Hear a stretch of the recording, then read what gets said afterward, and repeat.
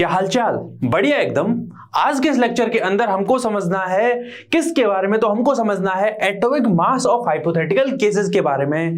क्या होता है मतलब एटॉमिक मास क्या होता है, एटॉमिक मास कैसे निकाला जाए, साथ ही साथ में हमको समझना है किन किन टॉपिक के बारे में। हमको आइसोटॉप के साथ में डील करना है, आइसोबार के साथ में डील करना है, आइसोडाइफर के साथ में डील करना है, आइसोटोन के साथ में डील करना है, और ये तो कुछ नहीं, इसके अलावा आइसोस्टर्स के साथ में डील करना है, आइसो इलेक्ट्रॉनिक स्पीसीज के साथ में डील करना है। मतलब आज के इस लेक्चर में बहुत मजा आने वाला है। बहुत सारी चीजें जो नीट के अंदर आती हैं, मतलब ये जो चैप्टर, ये जो लेक्चर होगा बहुत इंपॉर्टेंट है। पेन कॉपी अपने निकाल के रख लेना और नोट्स मेरे साथ में बनाते रहना, ठीक है। और इसके अलावा हमको समझना है कि क्या और समझने वाले, इसके अलावा हम समझने वाले हैं कि आप ये कहते हो ऑक्सीजन का जो मास है, एटॉमिक मास, कहीं ना कहीं वो 16 होता है। एटॉमिक मास की बोलते हो 16 AMU हो जाता है, अगर मोलर मास की बोलते हो तो वो 16 ग्राम हो जाता है। अगर मैं कहूं हाइड्रोजन का मास कितना है तो आप कहते हो 1। एटॉमिक मास 1 AMU हो जाता है, और ग्राम अगर मैं कहता हूं 1 ग्राम तो वो अपना एटॉमिक, वो उसका मोलर मास हो जाता है, ठीक है। ग्राम एटॉमिक मास जिसको कहते हैं। साथ ही मैं डिफरेंट एग्जांपल्स ले सकता हूं। कार्बन का 12 आता है, ठीक है। ऐसे ही मैं बेरिलियम कहता हूं तो उसका 9 आता है, ठीक है। ऐसे ही मैं कहता हूं फ्लोरीन तो उसका 19 आता है, कैल्शियम का 40 आता है। ये आया कैसे? ऐसे क्लोरीन का अपन कहते हैं 35.5 होता है। क्या मुझे आप बता सकते हो ये आया कैसे? नहीं बता सकते? तो आज के इस लेक्चर के अंदर हमको वही समझना है। शुरुआत करते हैं। आपको एटॉमिक मास के बारे में तो यार जानकारी है, मैंने आपको बताया हुआ है। जब मैंने मोल कंसेप्ट आपको समझाया था, जब मैंने आपको some basic concept of chemistry पढ़ाया था, तो उसके अंदर मैंने आपको बताया था कि यार ये नेचर की ब्यूटी है। क्या ब्यूटी है कि मैं हाइड्रोजन को लेता हूं, तो हाइड्रोजन के केस में आप ये कहते हो कि उसका एटॉमिक मास कितना है, तो आप कहते हो 1.008, जिसको अपन 1 कह सकते हैं। अगर मैं कहता हूं उसका ग्राम एटॉमिक मास या फिर मोलर मास कितना है, तो वो भी 1 होता है। दोनों वैल्यू सेम होती है बट उनकी यूनिट डिफरेंट होती है। चलिए मैं आपको थोड़ा सा आइडिया दे ही देता हूं। वैसे आप तो समझ में आ ही गया होगा कि अगर मैं कहता हूं हाइड्रोजन, तो हाइड्रोजन का 2 चीज, एक तो है एटॉमिक मास और दूसरी चीज मेरे पास में है उसका ग्राम एटॉमिक मास, जिसको हम प्यार से मोलर मास भी कहते हैं। वो कितना होता है? आप कहते हो कि सर 1, और ये भी 1 होता है, लेकिन यूनिट में डिफरेंस होता है। यहां पर ये कितना होता है? AMU, और यहां पर क्या होता है? ये, जिसको अपन स्मॉल में भी लिख सकते हो भाई, AMU, और ये कितना होता है? ग्राम, ठीक। ऐसे समझा था। तो दोनों के दोनों क्या है? एटॉमिक मास क्या है? किसी एक एटम का जो मास है उसी को तो एटॉमिक मास कहते हैं। तो अपन कहते हैं ना कि हाइड्रोजन के एक एटम का जो मास है दैट इज 1 AMU, लेकिन हाइड्रोजन के 1 मोल एटम्स का मास कितना है? तो वो 1 ग्राम होता है।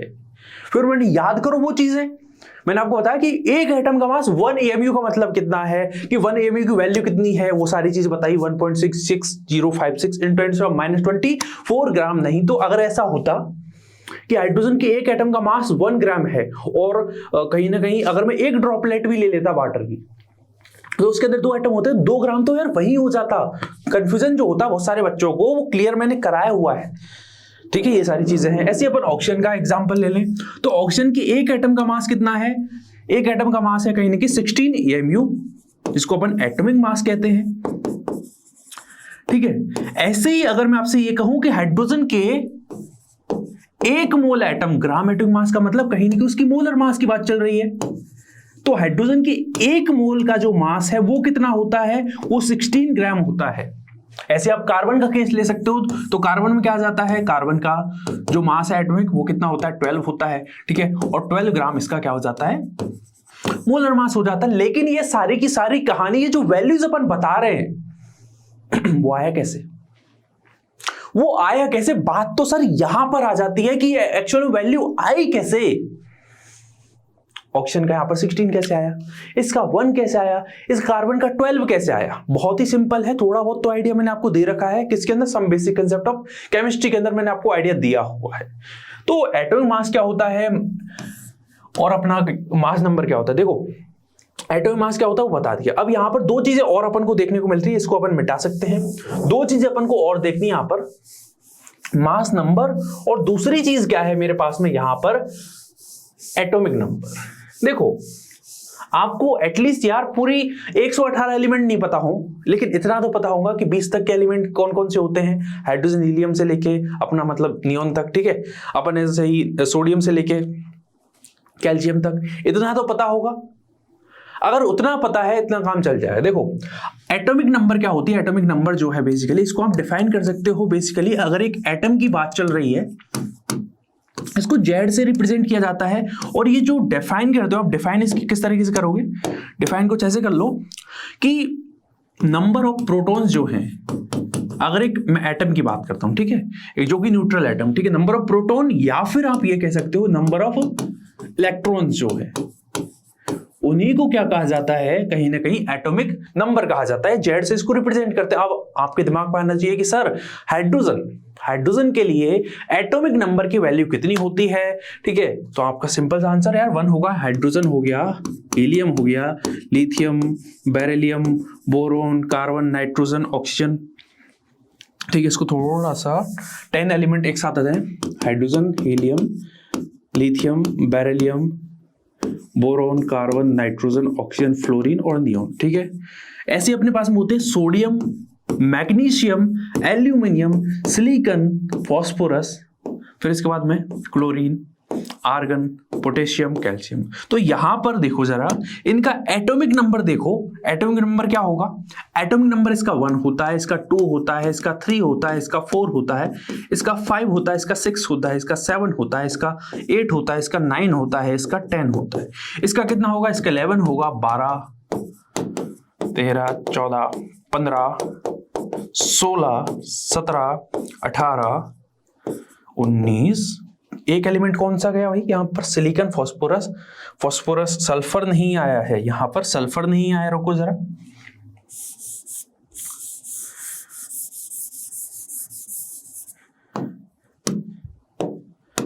सल्फर, क्लोरीन, आर्गन, पोटेशियम और कैल्शियम, ठीक है, यहां तक एलिमेंट आएंगे। अब इनका एटॉमिक नंबर देख लो, इसका 16 होगा, इसका 17 होगा, इसका 18 होगा, इसका 19 होगा, इसका 20 होगा। अब देखो जरा इनका जो ये जो वैल्यूज लिखी हुई ये सब क्या है, एटॉमिक नंबर की वैल्यू है।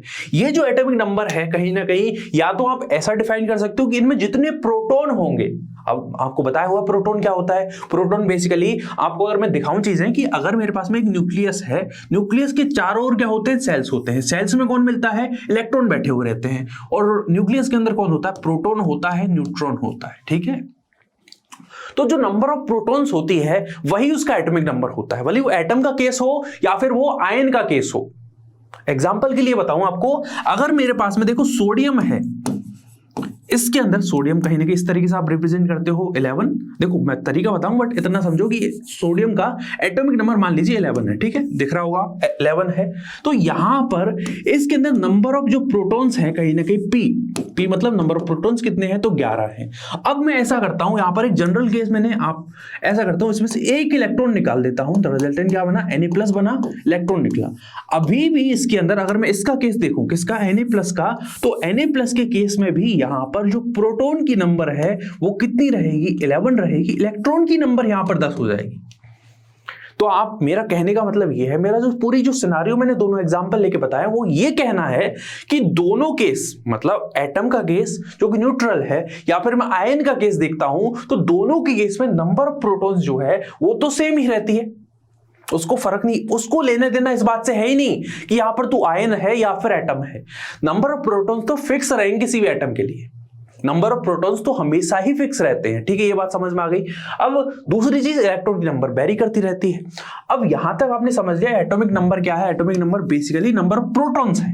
अब प्रोटॉन से नंबर ऑफ प्रोटॉन जितने होंगे वही उसका एटॉमिक नंबर होता है, ठीक है। अब दूसरा क्वेश्चन अपने दिमाग में आता है मास नंबर, तो इसको जरा अलग पेज पे ले लेते हैं। मास नंबर क्या होता है, इसको A से रिप्रेजेंट करा जाता है, और जो मास नंबर होता है A बराबर होता है number of proton plus number of neutron, मतलब P + N बराबर क्या हो गया, A के। इस तरीके से आप समझ सकते हो कि किसी भी एटम के अंदर नंबर ऑफ प्रोटॉन जितने होते हैं, नंबर ऑफ न्यूट्रॉन जितने होते हैं, वही उसका क्या होता है, वही उसका मास नंबर होता है। एक चीज और कि जो प्रोटॉन की संख्या है, प्रोटॉन की जो नंबर है प्लस न्यूट्रॉन की जो नंबर है, उसको अगर मैं ऐड कर देता हूं तो वहां पर बनते हैं मास नंबर, ठीक है। लेकिन इन दोनों को एक कंबाइंडली, प्रोटॉन और न्यूट्रॉन को कंबाइंडली एक टर्म दी जाती है कि अगर मैं ये कहूं कि प्रोटॉन और न्यूट्रॉन को कंबाइंडली अपन क्या कहते हैं, तो इनको न्यूक्लियन कहा जाता है। नंबर ऑफ न्यूक्लियॉन्स जितने होंगे वही उसका क्या हो जाता है, मास नंबर हो जाता है। न्यूक्लियन मतलब कहीं नहीं, न्यूक्लियस में मिलने वाले जो पार्टिकल्स उनको न्यूक्लियन कह दिया, तो number of nucleons is equal to कहीं ना कहीं एटॉमिक नंबर के मास नंबर के बराबर हो गई। ये चीज अपन को समझ में आई या नहीं है। अब एक चीज मुझे मैं आपको बतानी है जो हमने कहीं ना कहीं पढ़ी होगी कि एक एटम का रिप्रेजेंटेशन कैसे किया जाता है, और उसके बाद में मैं आपको डिफरेंट एटम्स लेके बताऊंगा और उनका मास नंबर और उनका एटॉमिक नंबर आपको कैसे देखना है वो चीज समझनी है, ठीक है। तो देखो जरा, रिप्रेजेंटेशन ऑफ, ये जो बेसिक सी चीजें आपको कहीं ना कहीं हो सकता है पहले से आइडिया हो, तब तो और अच्छी बात है, और नहीं है तो मैं बता ही रहा हूं। तो देखो, रिप्रेजेंटेशन ऑफ एटम क्या किया जाता है कि एक्स जो है उसको हम एज ए एलिमेंट ट्रीट करते हैं, ठीक है। फिर इसके अंदर क्या होती है Z और A। तो Z क्या है, अभी मैंने आपको बताया हुआ है, Z बेसिकली एटॉमिक नंबर है। क्या है, एटॉमिक नंबर। हाइड्रोजन का एटॉमिक नंबर कितना है, 1 है, ठीक है। हीलियम का कितना है, 2 है। लिथियम का कितना है, 3 है। बेरिलियम का कितना है, 4 है। सीख गए बस। ए क्या है, इसका मास नंबर है। ए क्या है, इसका मास नंबर है। क्लियर है, ये चीज समझ में। एक्स क्या है, तो एलिमेंट है। अब मैं एग्जांपल लेता हूं और यहां पर आपको बताता हूं कि उनका रिप्रेजेंटेशन कैसे किया जाएगा। तो देखो यहां पर क्या है, बेसिकली हाइड्रोजन को कैसे रिप्रेजेंट करूं। हाइड्रोजन का एटॉमिक नंबर कितना है, 1 है, और उसका जो मास होता है, कहीं ना कहीं मास नंबर जो होता है, एटॉमिक मास जो होता है वो कितना होता है, 1 होता है। तो हाइड्रोजन का कुछ इस तरीके से रिप्रेजेंटेशन किया जा सकता है। अब देखो इसका रिप्रेजेंटेशन यार एक्स जेड ए ऐसा भी लिख सकता हूं मैं, ये भी सही है, लेकिन ऐसा नहीं लिखा जा सकता। कैसे कि यहां पर x है, यहां पर a है, यहां पर z है। ये रिप्रेजेंटेशन यार गलत है। बेसिकली मेरा कहने का मतलब ये है कि सबस्क्रिप्ट में तो आप क्या लिखोगे, यहां पर एटॉमिक नंबर लिखते हो और ए अपना सुपर स्क्रिप्ट में चला जाता है। ए मतलब मास नंबर जो है वो सुपर स्क्रिप्ट में चला जाता है। ये चीज हमको समझ में आ गई क्या, ये रिप्रेजेंटेशन गलत है, ये दोनों के दोनों क्या है, सही है। ये भी सही है और ये भी सही है, ठीक है। ये चीज समझ में आ गई। ऐसा ही अगर मैं हीलियम को लिखना चाहूं तो हीलियम का 2He4 हो जाएगा। लिथियम का कितना हो जाएगा, लिथियम का 3Li7 हो जाएगा। ऐसे ही अगर मैं बेरिलियम की बात करता हूं तो उसका हो जाता है 4Be9। तो इस तरीके से आप देख के रिप्रेजेंटेशन ऑफ एटम, इस तरीके से देख के आप क्या क्या चीजें पता कर सकते हो, एटॉमिक नंबर पता कर सकते हो, साथ में उसका मास नंबर भी पता कर सकते हो। ये बहुत इंपॉर्टेंट है, ठीक है। ऐसे अगर बात करता हूं अपना बोरोन की, तो बोरोन का कितना होता है, 5, बोरोन 11, ठीक है। ऐसे मैं बात करता हूं कार्बन की तो 6, कार्बन 12 हो जाता है, ठीक है। ऐसे ही बात करता हूं अपना नाइट्रोजन की, तो नाइट्रोजन का 7, नाइट्रोजन 14 होता है। ऑक्सीजन का कितना होता है, 8, ऑक्सीजन 16। अब बहुत सारे ऐसे बच्चे होंगे वो ये कहेंगे कि सर इधर आना जरा, मैं अगर ऐसा करूं, कैसा कैसा, रुको जरा, ये पेन भी भाई साहब शर्मा गया। कैसे कि 6 कार्बन 13, कि सर मैं इसको ऐसे लिख दूं तो कार्बन को लिख सकते हैं, ये भी एक एटम है, ठीक है। अब इनमें कुछ रिलेशन भी होता है, जैसे है तो दोनों कार्बन के, ये भी कार्बन का ही है और ये भी कार्बन का ही है। यहां पर इसका एटॉमिक नंबर इतना है, एटॉमिक नंबर इतना है, बट डिफरेंस है कुछ ना कुछ, लिख सकते हो, सही है। ऐसा भी नेचर में मिलता है। ऐसे ही एक और होता है, जैसे अपने पास में 6 कार्बन 14 भी होता है, तो ये ऐसा लिख सकते हैं, इसमें कोई बुराई नहीं है, बट ये डिफरेंट एटम्स हैं कहने का मतलब।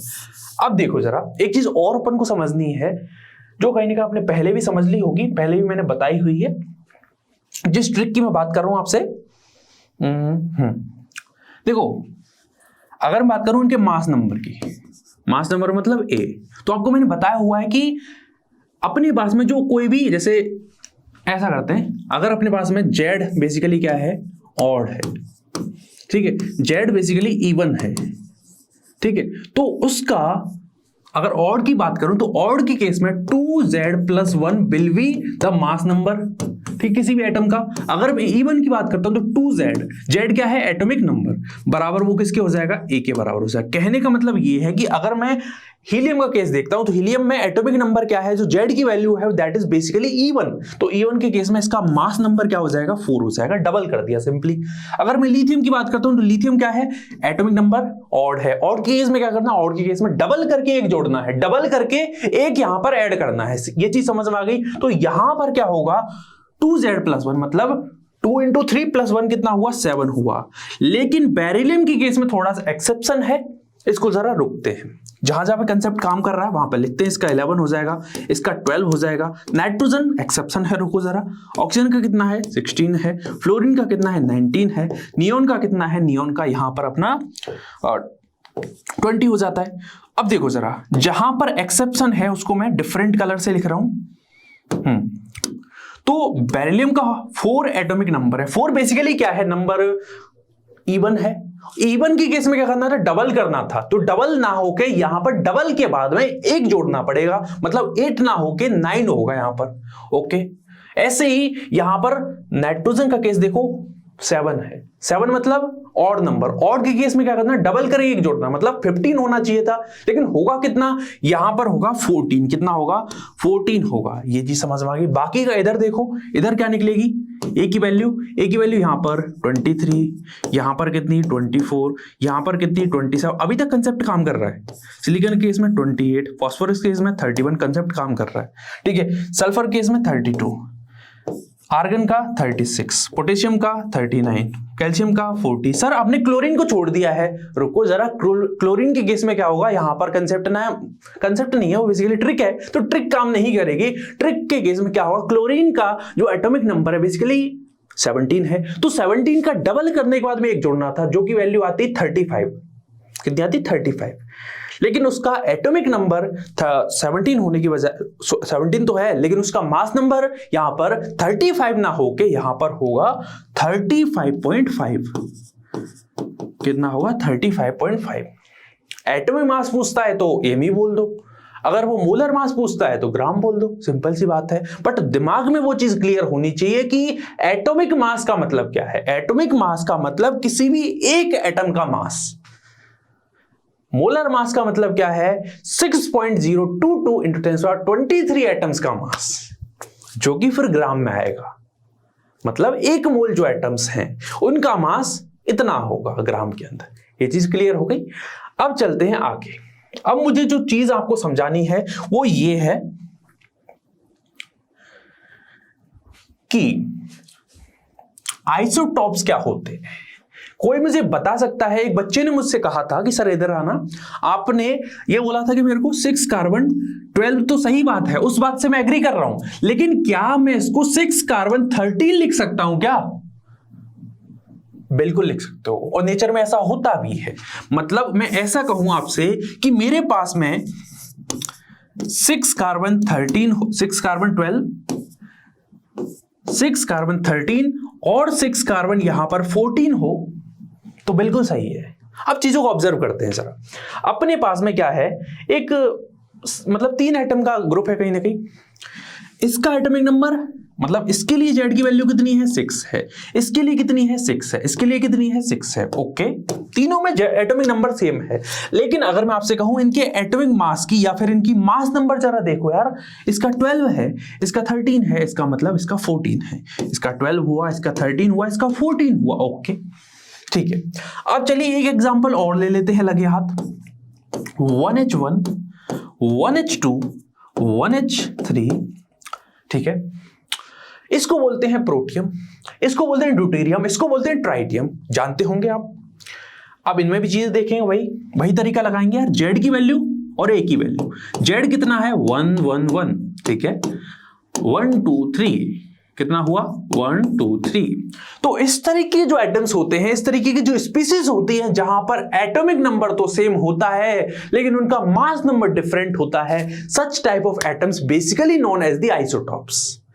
मतलब ये क्या है, एक ही परिवार के लोग हैं, लेकिन जैसे एक ही परिवार के लोग हैं, लेकिन उनमें कुछ डिफरेंसेस है। डिफरेंस क्या है बेसिकली कि उनका मास नंबर डिफरेंट है। तो मैं क्या कह रहा हूं, in such type of groups, in such type of atoms क्या होता है कि है तो एक ही एलिमेंट के एटम्स। याद करो मॉडर्न एटॉमिक थ्योरी, उसमें क्या बोला था, आइसोटॉप नाम की चीज होती है जहां पर एटॉमिक नंबर सेम होता है, मास नंबर डिफरेंट होता है। तो यहां पर आप कहते हो कि इन तरीके के जो एटम्स होते हैं इनके अंदर सेम तो होता है atomic number, but mass number होता है डिफरेंट। एग्जाम्पल के लिए आप ले सकते हो 6 कार्बन 12, 6 कार्बन 13, 6 कार्बन 14, और आपको एक एक्स्ट्रा फैक्ट बता देता हूं कि 6 कार्बन जो 14 होता है वो बेसिकली रेडियो एक्टिव होता है। सिमिलरली 1s3 जो ट्रिटियम है, ट्राइटियम जिसको कहते हैं बहुत सारे प्यारे बच्चे, वो भी रेडियो एक्टिव होता है। अब दूसरा एग्जांपल लेते हैं। आपने सुना होगा 7 नाइट्रोजन 14 के बारे में, आप सभी ने 7 नाइट्रोजन 15 के बारे में भी सुना होगा, आप सभी ने 8 ऑक्सीजन 16 के बारे में सुना होगा, आप सभी ने 8 ऑक्सीजन 18 के बारे में भी सुना होगा, आप सभी ने क्लोरीन के बारे में सुना है। क्लोरीन का एटॉमिक नंबर 17 होता है, उसका एक एटम होता है जिसका 35 एटॉमिक मास होता है और दूसरा होता है जिसका 37 होता है। आप सभी को देख सकते हो कि आइसोटोप के लिए बेसिकली जो कैटेगरी है, जो कंडीशन है जहां पर उनको अपन कैटेगराइज कर सकते हैं कि वो एटम में वो आइसोटोप होंगे या नहीं होंगे, वो पूरी की पूरी कहानी इस बात पर डिपेंड करती है कि उनका एटॉमिक मास डिफरेंट हो, एटॉमिक नंबर सेम हो, या मैं ऐसा भी तो कह सकता हूं जिनके अंदर नंबर ऑफ प्रोटॉन्स सेम हो but number of mass number कहीं ना कहीं डिफरेंट हो, ऐसा भी कह सकता हूं मैं।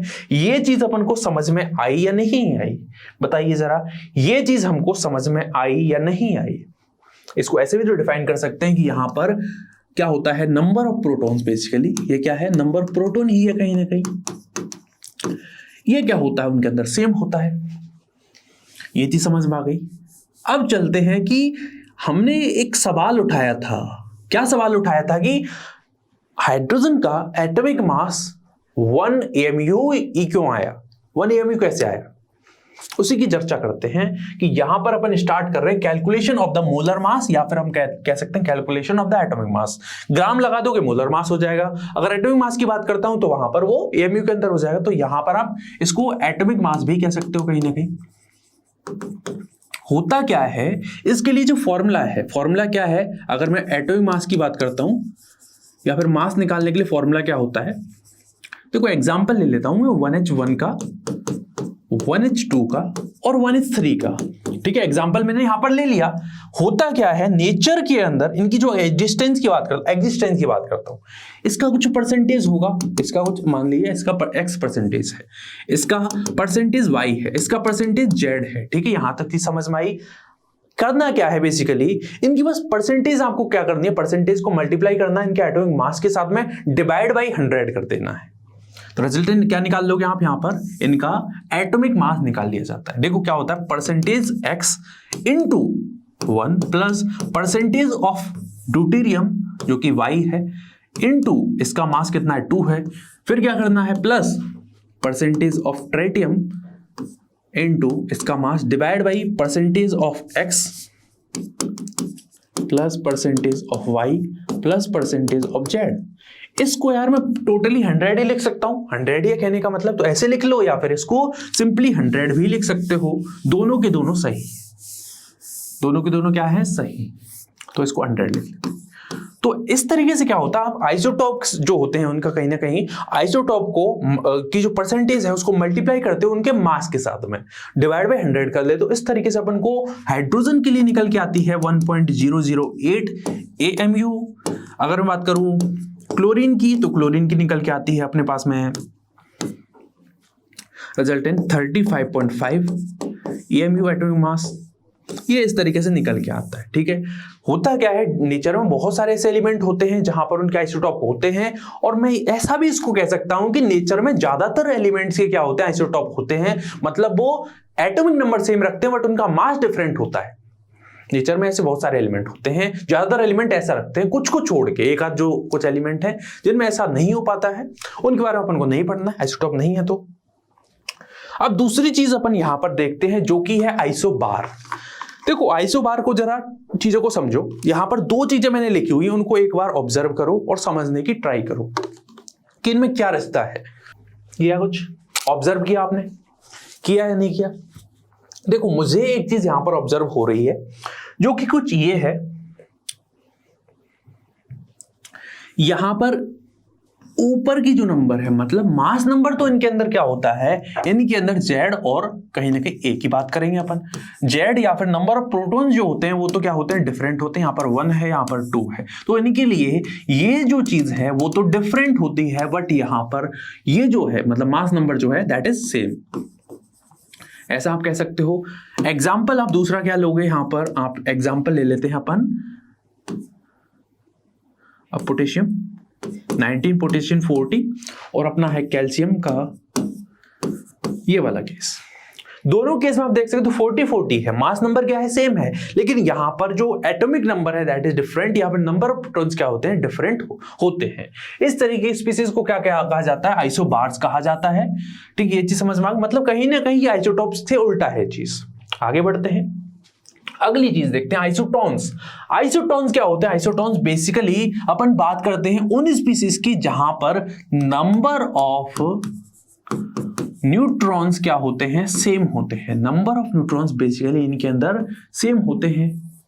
अब नंबर ऑफ न्यूट्रॉन्स आप निकालोगे कैसे, तो उसके लिए मैंने आपको फॉर्मूला बताया हुआ है। क्या फॉर्मूला बताया है कि A बराबर P प्लस N या फिर A is equal to Z plus N। ऐसा भी तो बोल सकते हो यार, दोनों चीज सही है, क्योंकि P कहीं ना कहीं नंबर ऑफ प्रोटॉन जितने होंगे वही तो उसकी Z की वैल्यू होगी। यहां पर देखो, यहां पर इसके लिए Z की वैल्यू कितनी है, 1 है, या फिर जिसको P भी कह सकते हो आप।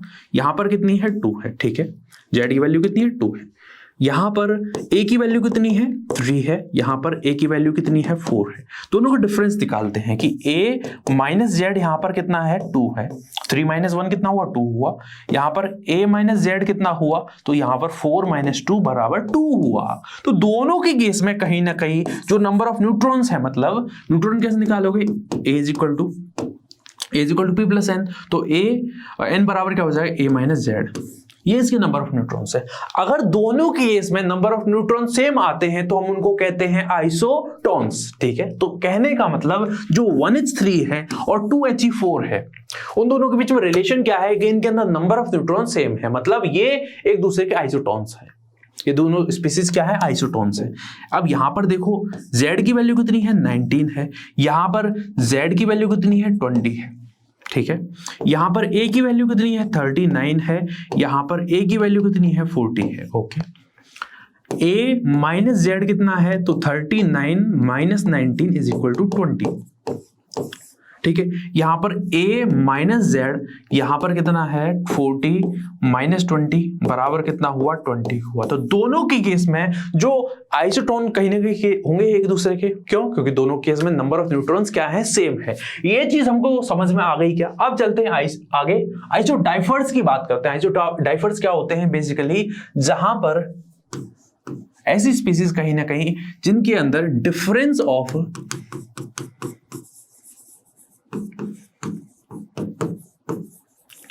न्यूट्रॉन एंड प्रोटॉन्स क्या होता है,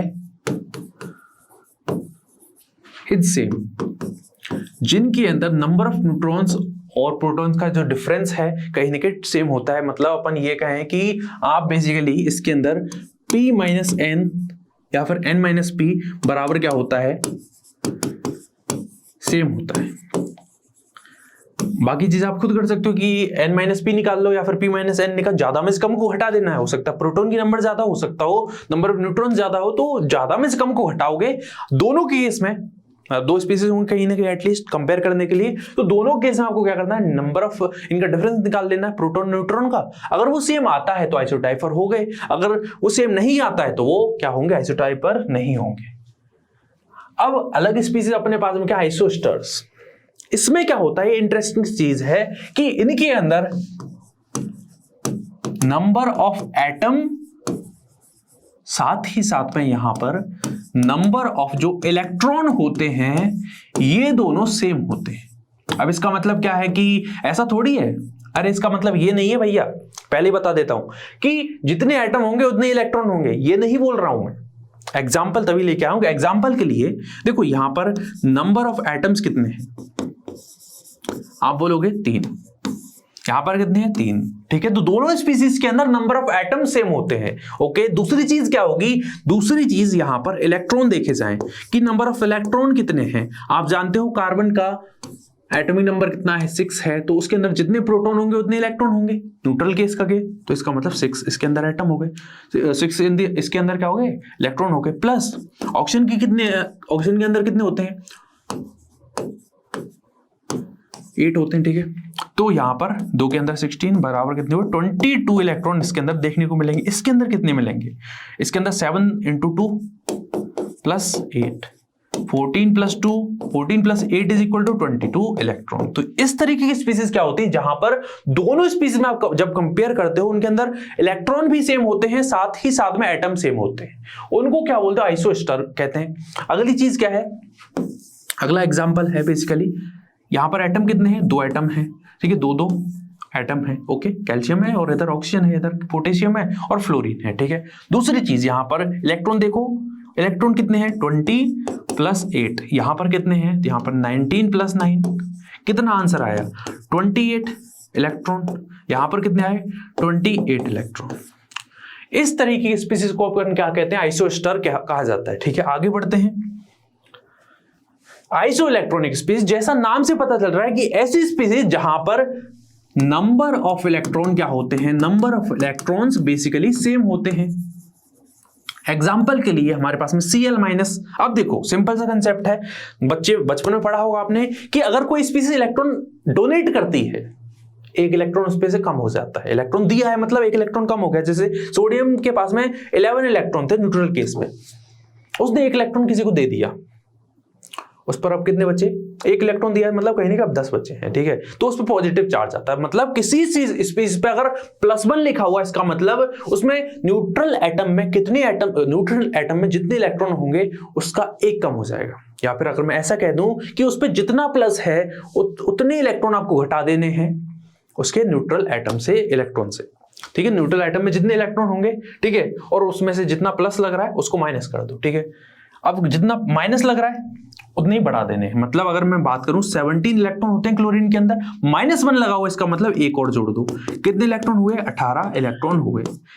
आर्गन के अंदर 18 इलेक्ट्रॉन होते हैं, मतलब ये दोनों स्पीसीज क्या हो गई, एक दूसरे की आइसो इलेक्ट्रॉनिक स्पीसीज हो गई, ठीक है। ये चीज अपन को समझ में आ गई। अब यहां पर देखो जरा, यहां पर देखो, यहां पर एक हाइड्रोजन के अंदर 1 इलेक्ट्रॉन होता है, 2 के अंदर 2 हो गए, ठीक है। प्लस ऑक्सीजन के अंदर कितने होते हैं, 8 इलेक्ट्रॉन होते हैं।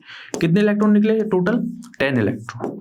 यहां पर नाइट्रोजन के अंदर कितने होते हैं, 7 होते हैं। एक हाइड्रोजन के अंदर 1, कितने, 10 इलेक्ट्रॉन। BF3 के अंदर कितने होते हैं, तो BF3 के अंदर, बोरोन के अंदर 5 प्लस एक फ्लोरीन के अंदर कितने होते हैं, फ्लोरीन का एटॉमिक नंबर कितना है, 9 है, तो 9 × 3 करोगे 27 हुआ। दोनों को ऐड किया कितना आया अपने पास में, यहाँ पर 32 इलेक्ट्रॉन्स, ठीक है। यहां पर देखो, यहां पर कितने हैं, एक सल्फर का एटॉमिक नंबर कितना है, सल्फर का एटॉमिक नंबर 16 है, ठीक है, और एक ऑक्सीजन का कितना है, 8 है। तो 8 × 2 करोगे +16, तो 16 + 16 कितना हुआ, 32 इलेक्ट्रॉन अपन को देखने को मिलेंगे। इस तरीके का अपन सिंपल सा क्वेश्चन अगर आपके सामने आता है और आपसे रिलेशन पूछता है कि ये स्पीसीज आइसो इलेक्ट्रॉनिक है या फिर आइसोस्टर है। आइसो इलेक्ट्रॉनिक में क्या होता है बेसिकली कि केवल और केवल इलेक्ट्रॉन्स की नंबर सेम होती है, लेकिन आइसोस्टर में क्या डिफरेंट केस है कि उसके अंदर एटम भी सेम होंगे। तो यहां पर अगर आप ये कहना चाहो कि ये आइसो इलेक्ट्रॉनिक स्पीसीज तो हैं, लेकिन क्या ये आइसोस्टर हैं, तो देखो यहां पर 3 एटम है, यहां पर 4 एटम है। क्या ये आइसोस्टर हो सकते हैं, नहीं हो सकते। यहां पर देखो, यहां पर भी नहीं हो सकते। यहां पर देखो, यहां पर आप फिर भी देख सकते हो आइसोस्टर, यहां पर देखे जा सकते हैं कि यहां पर एक एटम है, यहां पर भी एक एटम है, ठीक है। बट डिफरेंस ये है कि यहां पर आयनिक स्पीसीज है, एटम वाली केस है, ये न्यूट्रल स्पीसीज है। इस तरीके से अपन देख सकते हैं। अब क्वेश्चन की तरफ बढ़ा जाए, करो जरा कि यहां पर विच of the following is iso electronic with neon. Neon के अंदर कितने इलेक्ट्रॉन होते हैं, 10 इलेक्ट्रॉन होते हैं, एटॉमिक नंबर 10 है। तो बताओ जरा यहां पर कौन सी ऐसी स्पीसीज है जो नियोन के साथ में आइसो इलेक्ट्रॉनिक है। सोडियम में कितने इलेक्ट्रॉन है, 11 है। मैग्नीशियम में कितने हैं, 12 है। मैग्नीशियम प्लस में कितने हैं, 11 इलेक्ट्रॉन है। ऑक्सीजन 2 माइनस में, ऑक्सीजन के अंदर होते हैं 8, लेकिन -2 लगा हुआ, इसका मतलब 2 इलेक्ट्रॉन और जोड़ दो, कितने हो गए 10 इलेक्ट्रॉन। इसका मतलब सही आंसर क्या है? ए। आगे बढ़ते हैं, अगला क्वेश्चन देखा जाए कि which of the following set is different as far as spin of sub atomic particles are concerned. बताओ जरा कि अपन को यहां पर रिजल्टेंट क्या देखना है कि इसकी चर्चा अपन थोड़ा बाद में कर लें, ज्यादा बेटर रहेगा। ठीक है, इसको जरा छोड़ते हैं क्योंकि अभी अपन ने इस तरह की चीजें नहीं पढ़ी हैं। जब स्पिन की बात आएगी तो अपन कर देंगे। ठीक है, which isotope of chlorine out of chlorine 35 and chlorine 37 has greater number of neutrons than the protons। मतलब क्या कह रहा है कि यहां पर कौन सा ऐसा आइसोटोप है जिसके अंदर नंबर ऑफ न्यूट्रॉन्स ज्यादा होते हैं प्रोटॉन से। मतलब ये केस आपको देखना है कि number of neutron is greater than proton. तो देखो जरा, पहला केस है 735, ये वाला केस है। तो देखो जरा, यहां पर Z बराबर 17 है, A बराबर कितना है 35 है। तो 35 माइनस 17 आप करोगे कितना निकलेगा? 18 इलेक्ट्रॉन निकले, 18 न्यूट्रॉन निकलेंगे, सॉरी। ठीक है, 17 क्लोरीन 37, इसके अंदर कितने निकल रहे हैं? इसके अंदर अपन को यहां पर 20 निकलेंगे। नंबर ऑफ न्यूट्रॉन्स कितने निकले? 20 निकले। अब देखो जरा, जो 20 है कहीं ना कहीं नंबर ऑफ प्रोटॉन से ज्यादा है। मतलब दोनों के केस में आप देखो जरा, 18 ग्रेटर देन 17। 18 क्या है? नंबर ऑफ न्यूट्रॉन है। 17 क्या है? एटम, उसका एटॉमिक नंबर यानी नंबर ऑफ प्रोटॉन्स है। तो दोनों के केस में क्या होगा? Number of protons is greater than number of neutron is greater than number of protons. इसका मतलब दोनों ही केस सही। बताओ जरा, यहां पर अपन को कुछ रिलेशन देखना है। तीनों में क्या चीज अपन को सिमिलर मिल रही है? क्या चीज अपन को सिमिलर मिल रही है? अगर मैं देखता हूं इनका एटॉमिक मास, तो एटॉमिक मास डिफरेंट है, तो एटॉमिक मास वाला केस कट हो जाएगा। क्या इनके अंदर नंबर ऑफ इलेक्ट्रॉन सेम है? क्या नंबर ऑफ प्रोटॉन सेम है? नहीं। लेकिन क्या इनका मास नंबर डिफरेंट है? मास नंबर सेम है? नहीं। तो क्या चीज बच जाती है? तीनों के अंदर नंबर ऑफ न्यूट्रॉन्स सेम है, मतलब 8 8 8 आपको देखने को मिलेगा। सही आंसर क्या होगा? यहां पर सी होगा। सी इज द राइट आंसर। अगला क्वेश्चन देखो जरा, अगला क्वेश्चन हमसे क्या कह रहा है कि which of the following pair represent isobars. Isobar का मतलब क्या था? एटॉमिक मास, या फिर मैं कह दूं मास नंबर जिसका सेम होता है, एटॉमिक नंबर डिफरेंट होता है। देखिए जरा, तो यहां पर अपने पास में क्या चीज, क्या रिलेशन है? ये वाला जो केस है, ये वाला जो केस है कि 40 40 ये सेम है, बट इनका एटॉमिक नंबर क्या है? डिफरेंट है। और कोई रिलेशन अपन को दिख रहा है जहां पर एटॉमिक मास सेम हो या मास नंबर सेम हो बट एटॉमिक नंबर डिफरेंट हो? तो मुझे तो यही दिख रहा है, आपका मुझे नहीं पता। ये चीज अपन को समझ में आई। अब ये क्वेश्चन आप खुद भी कर सकते हो कि Cl minus is iso electronic with 18 electron, किसमें देखने को मिलेंगे? इसके अंदर भी है, इसके अंदर भी है, इसके अंदर भी है। इसका मतलब सही आंसर यहां पर ये हो गया। अब एक चीज है जो मुझे आपसे चर्चा करनी है। जिन बच्चों ने ऐप हमारा डाउनलोड नहीं किया है उन्हीं के लिए आपसे मैं बात करना चाह रहा हूं कि ऐप जैसे आप डाउनलोड करोगे, डाउनलोड करना, उसके बाद में एनरोल कैसे करना है, यहां पर टिक करना। टिक करने के बाद आप प्रारंभ बैच में जाओगे। प्रारंभ बैच में जाने के बाद में आपको कुछ प्रारंभ बैच आपको टिक कर लेना है, रिजल्टेंट। ठीक है, इसको टिक कर लेना। उसके बाद में अपन अपनी जो पढ़ाई है उसको अच्छी तरीके से एंजॉय कर सकते हैं, अच्छी तरीके से पढ़ सकते हैं। ठीक है, सो जैसा कि मैं हर लेक्चर के लास्ट में कहता हूं, always remember to learn with a smile. Thank you very much.